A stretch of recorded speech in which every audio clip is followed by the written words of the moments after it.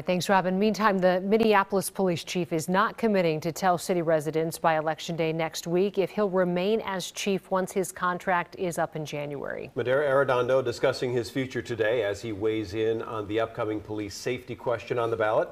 Karen Scullin is in our newsroom tonight. Karen, the chief has been somewhat quiet, I'd call it, about the question until now. Right. Chief Arradondo said today he had a responsibility to inform the 420,000 Minneapolis residents what would happen if the public safety ballot question passes next Tuesday. Voting for a plan without a plan. Minneapolis Police Chief Medaria Arradondo says voting in favor of question 2, replacing the police department with a public safety department, is a dangerous move with no real plan on how it will work. This is too critical of a time to wish and hope for that help that we need so desperately right now. And again, I was not expecting some sort of robust, detailed word-for-word plan.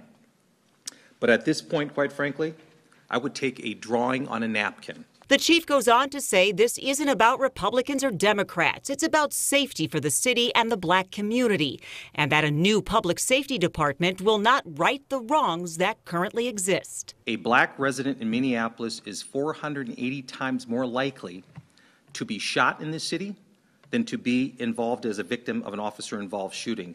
A black resident in this city is 62 times more likely to be shot and murdered in this city than be shot and killed in an officer-involved shooting.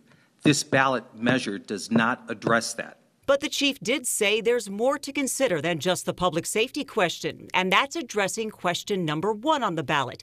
Essentially, it would change the structure of city government so that both the mayor and 13 city council members would have police oversight.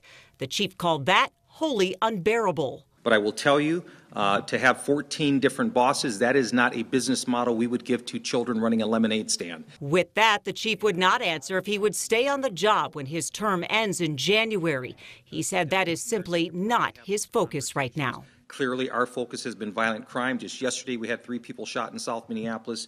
That has really and truly been my focus, and at some point in time when it's appropriate, I will make that decision.